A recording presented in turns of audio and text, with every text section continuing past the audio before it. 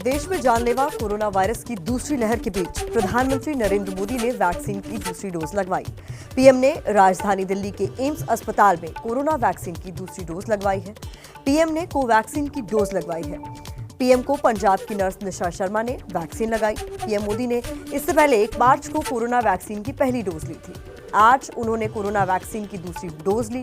उन्होंने ट्वीट करके इस बात की जानकारी दी।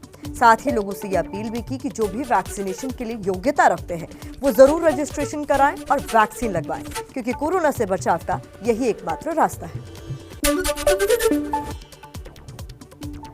देश भर में कोरोना बढ़ता ही जा रहा है। पिछले 3 दिनों में दूसरी बार कोरोना ने 24 घंटे के अंदर 1 लाख के आंकड़े को पार कर लिया। पिछले 24 घंटे में कोरोना के 1,15,000 से ज्यादा नए केस सामने आए। पूरी दुनिया में एक दिन में जितने केस सामने आ रहे हैं उसमें से 20% अकेले भारत से आ रहे हैं। 24 घंटे में कोरोना की वजह से 630 लोगों की मौत हो गई, यानी कोरोना वायरस से संक्रमित 26 लोग हर घंटे दम तोड़ रहे हैं। फिलहाल भारत में एक्टिव केसेस की अगर बात करें तो तादाद 8 लाख से ज्यादा है और 2 लाख से 8 लाख एक्टिव केस पहुंचने में सिर्फ 24 दिन लगे हैं। देश में कोरोना के बढ़ते खतरे को लेकर आज प्रधानमंत्री मोदी मुख्यमंत्रियों के साथ बैठक करने वाले हैं। सभी राज्यों के सीएम के साथ प्रधानमंत्री मोदी शाम 6:30 बजे वीडियो कॉन्फ्रेंसिंग के जरिए मुलाकात करेंगे, बैठक करेंगे। बैठक में कोरोना के बढ़ते हुए आंकड़ों, उसकी वजह और वैक्सीनेशन पर भी चर्चा होगी। 2 दिन पहले ही पीएम ने कोरोना रिव्यू मीटिंग की थी, जिसमें अधिकारियों को सख्त कदम उठाने के निर्देश दिए गए थे। आज की बैठक में इस बात की चर्चा हो सकती है कि कोरोना की रोकथाम के लिए और क्या कुछ उपाय किए जाने चाहिए। इस साल पीएम मोदी और मुख्यमंत्रियों के बीच होने वाली ये तीसरी बैठक होगी। कोरोना वायरस को नजरअंदाज करने का नतीजा ये है कि देश के कई राज्यों में एक बार फिर से लॉकडाउन का दौर शुरू हो गया है। छत्तीसगढ़ के 2 शहरों दुर्ग और रायपुर में संपूर्ण लॉकडाउन लागू कर दिया गया है। मध्य प्रदेश के सभी शहरों में रात 10 बजे से सुबह 6 बजे तक कर्फ्यू रहेगा। लखनऊ, कानपुर में रात नाइट कर्फ्यू का ऐलान किया गया है। महाराष्ट्र में वीकेंड पर लॉकडाउन का ऐलान कर दिया गया है। व्यापारियों के विरोध के बाद हालांकि मुंबई में ऑनलाइन फूड कंपनियों को 24 घंटे डिलीवरी की मंजूरी दे दी गई है। कोरोना के बीच हरिद्वार में इन दिनों कुंभ चल रहा है। कुंभ में पहुंचे लोग शायद ये भूल गए हैं कि देश में कोरोना की लहर अभी भी चल रही है। एक साथ इतनी भीड़ पूरे देश को खतरे में डाल सकती है। इसलिए कुंभ कवर करने पहुंचे एबीपी न्यूज ने अपनी जिम्मेदारी समझी और वहां के रंग दिखाने की बजाय लोगों में कोरोना के बढ़ते खतरे से लोगों को जागरूक करने का फैसला लिया। एबीपी न्यूज ने लोगों से मास्क पहनने की अपील भी की और मास्क भी दिया। इस खतरे को देखते हुए राज्य सरकार ने पहले ही एहतियातन कदम उठाए हैं।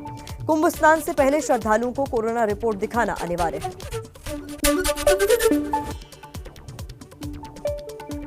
देश में बढ़ रहा कोरोना ग्राफ और उसकी तेजी से बढ़ रही लापरवाही देश के 4 राज्यों से आई तस्वीरें ये बताती हैं कि किस कदर कोरोना के भयावह केसेस सामने आ रहे हैं और कोरोना कितना भयावह हो गया है। पंजाब सरकार ने चुनावों को देखते हुए महिलाओं के लिए बस सेवा फ्री कर दी है, तो 40 सीटों पर 90 लोग बैठ गए। गुरुग्राम के सिविल अस्पताल में लोगों की लाइन में मास्क तो है, लेकिन सोशल डिस्टेंसिंग नदारद है। मध्य प्रदेश के रतलाम में हाट बाजार में पहुंची ये भीड़ कोरोना को खुलेआम दावत दे रही है।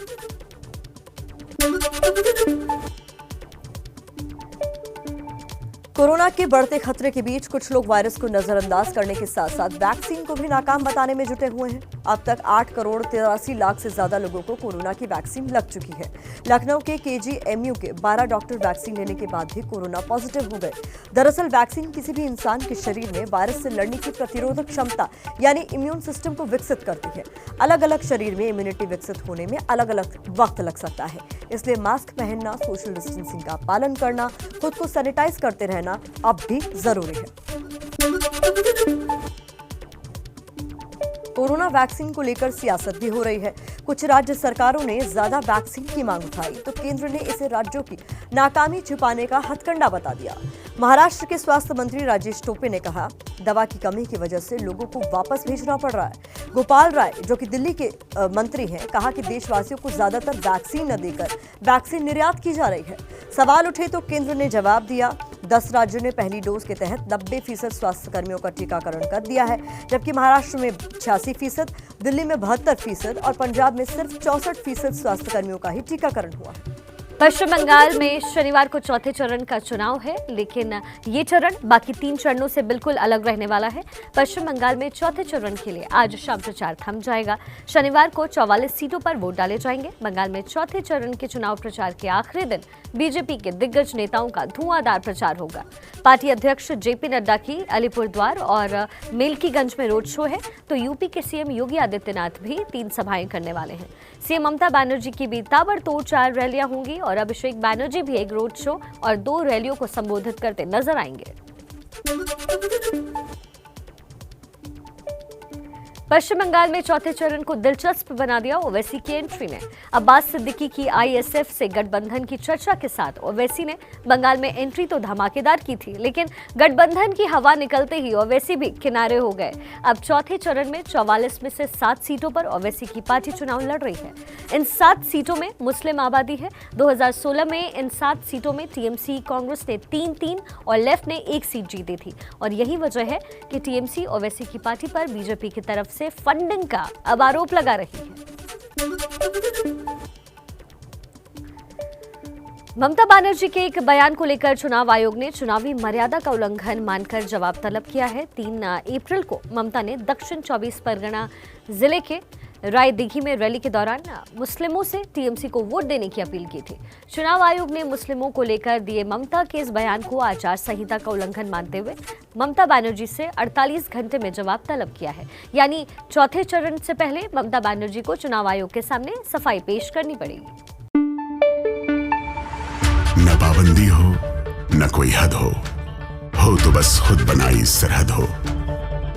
ये मुहिम है परतों में छिपे हर सच की तलाश की, सियासत पर रखी पैनी नजर और आंख की, खबरों की दुनिया में एक जिम्मेदार आवाज की, जुर्म और जुल्म के खिलाफ हर बेबस के लिए इंसाफ की।